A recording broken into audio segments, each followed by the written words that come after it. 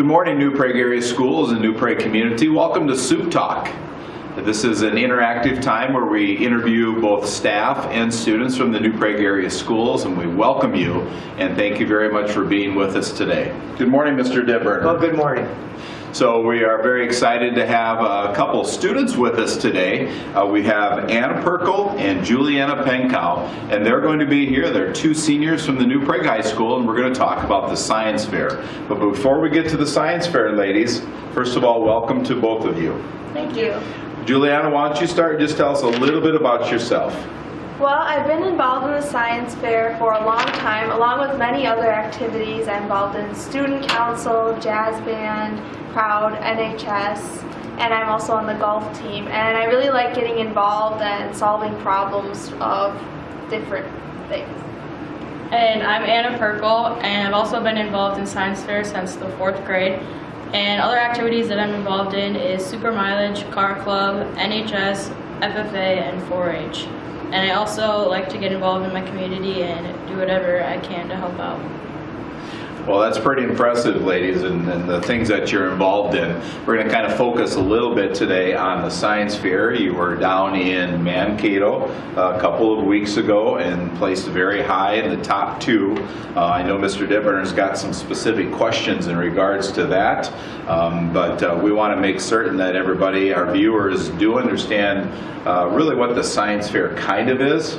And those types of things. So maybe just start with the science fair and how long you've been involved and what it is that you kind of do in science fair, because maybe some of our viewers were never involved in science fair. So just kind of give us an overview, and then Mr. Hipburner can start with some of his questions.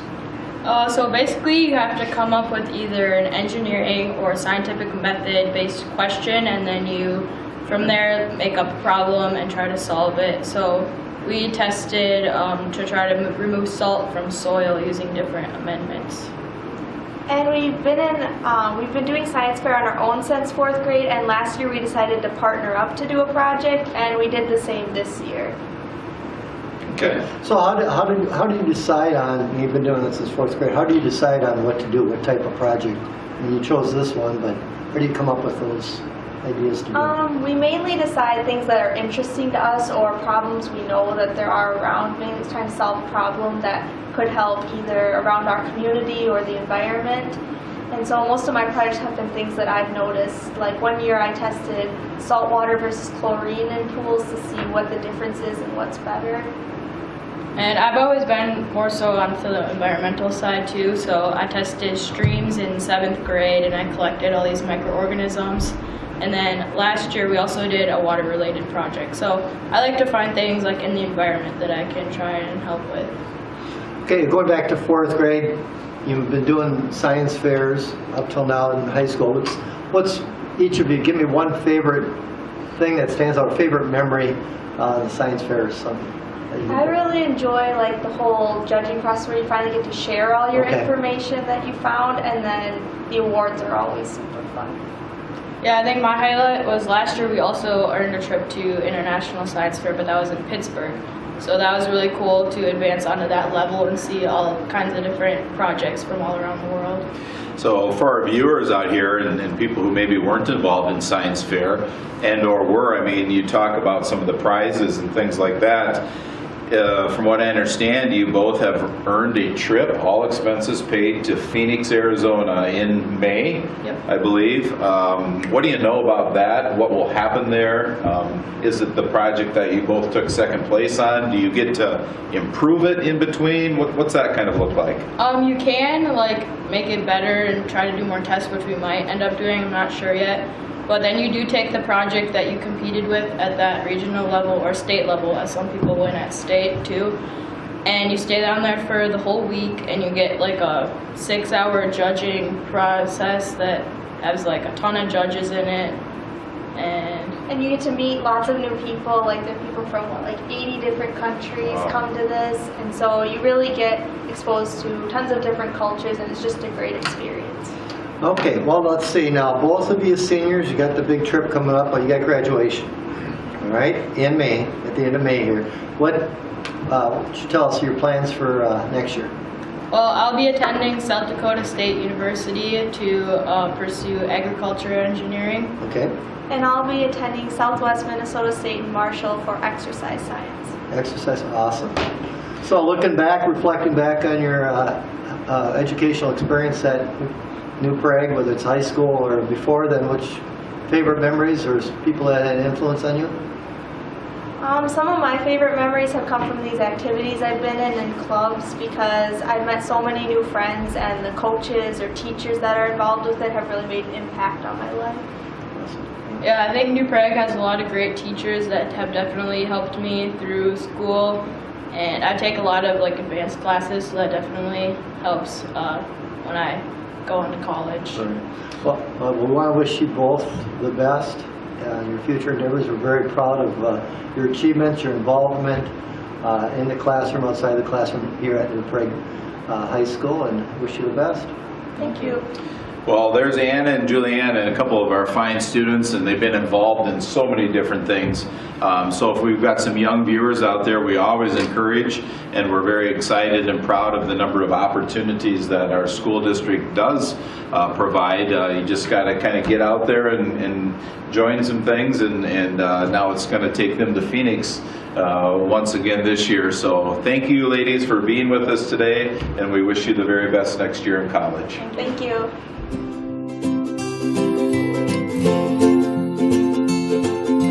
Welcome back. And before we get to our next guest, Shawn Brandt, the instructional technology teacher, Mr. Hipburner, we'd like to ask you, because anytime you walk through the schools, there's always kids asking and teachers asking, what goes into the superintendent or the school district calling school off? Yeah, whether they're calling school off or 2-hour late starts, the same thing. We look first and foremost in making sure it's safe. Safety for our students, obviously, and staff to get to school. So that's first and foremost our mind. You know, how we make the decision, obviously, we're in contact with the National Weather Service. The last 3 or 4 closings, there's webinars that take place several times throughout the day. The night before, 3:30 in the morning, webinar with superintendents from around the state. That's helpful. And obviously, we're also in discussion with neighboring school districts when we make that decision. But, you know, it's never going to be totally, obviously, right on this, and people disagree. But I think one thing to keep in mind with the New Prague School District, it's 160 square miles. There's a lot of township roads, a lot of gravel roads, and depending where the plows get to also is a factor in making that decision too. So I know the most recent school closing we had, I know there's people in the town of New Prague or just north, 3-4 miles north, that wake up and are wondering what in the world's going on. But the conditions were very, very poor in the southern part of our district, and you know, we don't believe in having 30% of our students sit at home while the other 70% get to school. And you know, we're going to be talking about blended learning here in a second, but that's what, you know, some of the things that you factor in when making a decision. Can you talk a little bit about, so that's kind of the snow, what about wind chill when we had those 4 days or 3 days? Yeah, wind chill is pretty black and white, I should say. It's basically if we're in a warning, which is minus 35 wind chill or greater, that's when school would either be delayed or called off. So that's sort of the magic number. But when you're talking ice, snow, after effects with wind, even fog, it's obviously a little bit more subjective, so you got to take a lot of things into consideration. So, yeah, it's been a crazy winter. I know my first year as superintendent 6 years ago, we had 5 snow days, 4 late starts, and 1 early release. But we've already beaten that with 7 school closings and I think 1 or 2 late starts. Can't keep track anymore, but I'm sure it's going to be really nice weather the rest of the winter or spring here. Well, we hope so. Well, thank you very much, and we'll be right back with our next guest.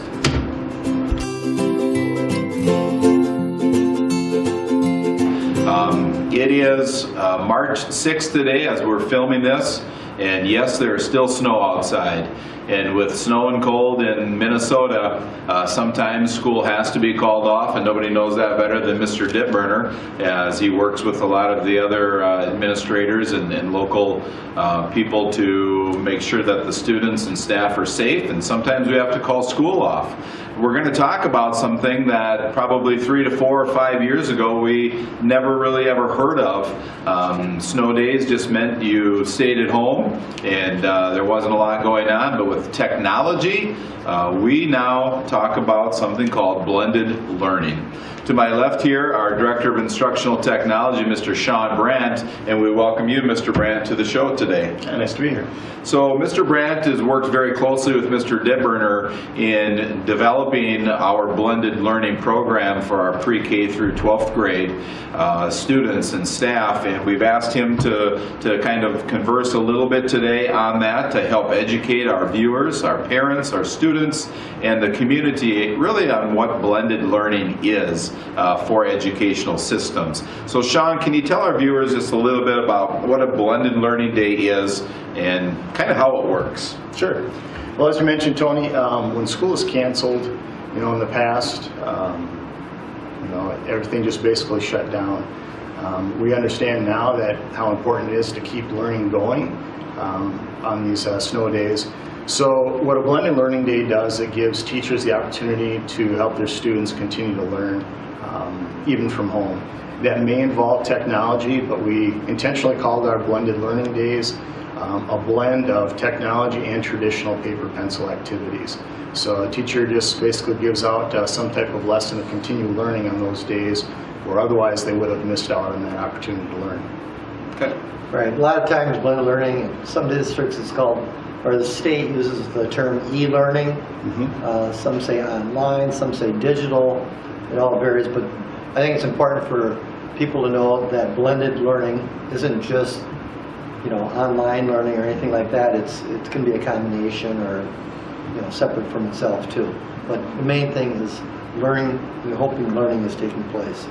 Shawn, why don't you talk about the difference? When we talk about blended learning, obviously there's differences between grade levels and how it is different, especially for the kids and also for the parents. Yeah, absolutely. Well, first of all, it's different for the fact that students in grades 6 through 12 have take-home devices. So their Chromebooks come to school with them and then go back home with them in the evenings to continue their learning there. So students have access to devices on blended learning days for grades 6 through 12. So the majority of their activities are online. But our elementary students and our pre-K students, those students don't have take-home devices. And so the teachers generally do some type of what we call choice boards, where for like math lesson, they might have an opportunity to do something online, but they also have an opportunity to do something paper and pencil activity.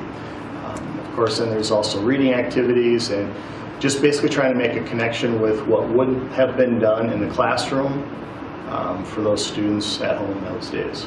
Okay, good. And how could parents out there, parents or guardians, help support their son or daughter on blended learning days? A lot of it is talking with your kid about, what are your teachers asking you to do today? So at the secondary level, most students, what they're doing is they're logging into their Moodle page, and the teacher has right there a section about blended learning, what they should be doing for those blended learning days. But a parent may just need to kind of talk to their student about what did your teachers have you do today. Ask to see those lessons and activities and see what the student did. If the student or if the parent is able to be home with maybe their elementary child that day, getting involved in some of those activities with their kids as well. And remember that the teachers are available that day to talk with both students and parents. So if you need to reach out to your child's parent or your child's teacher that day, either by email or phone call, can get support that way as well. Okay, what would you say really, we've had it for how many years? We've had 4 now? Yeah, it's our 4th year. Fourth year, and we've only used it. Last year, well, the first 2 years of blended learning, we never had to use it. Last year, it looked like we were going to go through winter without using it again, but we hit a late March, early April, so we ended up having 2 days of blended learning last year. And then, of course, this year, a little bit of an unprecedented history here. Right. So what would you say, and especially now, what's one of the, might hear, what's one of the biggest misconceptions that you hear that you want people to know? Well, some of the misconceptions, one would be that we're trying to replace a face-to-face day. We all acknowledge that a blended learning day is not the same as students being in class. We know that the best learning is going to be done in the classroom with a professional teacher. But we also know that no learning is going to be the worst case scenario. So by doing blended learning on these days, we try and keep the learning that's happening in the classroom continuing throughout the school year, instead of trying to tack on days at the end of a school year when a lot of students at that point kind of consider the school year to be over. Okay, good. Yeah, so there's a lot going on with blended learning and our students and our teachers. Maybe, Shawn, just talk a little bit about like the teachers, the expectations from the principals, and what it is. When do they plan for a blended learning day? How are they kind of planning? Do they stay ahead? Some of the thoughts about how the teachers, because you have all kinds of different disciplines, from physical education to industrial technology to Spanish to math. What's that kind of look like for the educational person as they're preparing for a blended learning day? Sure. Well, it obviously can look very different depending on the subject and the age level of the students. For most of our teachers, what they're doing ahead of time is that we all know that we've got the blended learning plan. So most of our teachers are planning right away in the fall with what they might be doing for their blended learning activities. Elementary, that can be a little bit more general, like you're going to do some type of reading activity or do some type of math skills activity. When you get up to the secondary level, that tends to be a little bit more concept-based, because what they're trying to do is really continue the learning that's happening in the classroom at that time. So for our secondary teachers, that primarily means putting those lessons and activities on their Moodle websites. For our elementary teachers, it's putting together their choice boards so that information is ready to go home for students when they need them. Okay. Last question. I know that you've kind of been working on a little project, collecting some information from students, from staff, from parents, kind of on how the blended learning has gone. We've already talked about first 2 years, nothing. Last year, a couple days. But with this year, we're well over 5-6 days.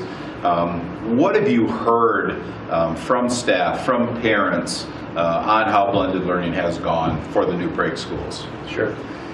Yeah, so that's been a good experience to go through and talk to all these different parents, because of course, or teachers, because of course we only have the perspective of what our kids are doing. So if you're a parent, and you only have an elementary kid or two, that's your only perspective. So what we're doing is we're putting together kind of a story of what it looks like pre-K through 12 in our district for students, teachers, and parents. And we've gotten a lot of examples from that, and of course this year we've gotten a lot of practice from blended learning, much more than what we actually wanted to get. But because of that, we are getting better, and we're learning things about what we're doing. So everything from activities that elementary kids are doing to the activities and lessons that secondary students are doing. That's awesome. And I've heard a lot, and I know Mr. Hipburner has too. We've had emails, we've had phone calls, just face-to-face with some parents. Very happy for what has been coming home with the blended learning. So we're very excited about that. And as always, I don't want to say this is something new, but it's evolving because of technology. With Mother Nature this year, we've been forced into action, and I think it's gone very well for us as a school district, but we always take a look at these things and want to continue to make it better. So if anybody watching the program has any questions about blended learning or what is taking place on those days, if you have a question, feel free to contact your principal, your building principal, and they would be more than happy to discuss that with you. So thank you very much, Shawn, for being here. Shawn Brandt, our Director of Instructional Technology, has had a great hand in this and has really made it run smooth for our school district. So that concludes Supt Talk. Mr. Hipburner, thank you very much for being with us today, and we thank you viewers for being with us, and we're signing off.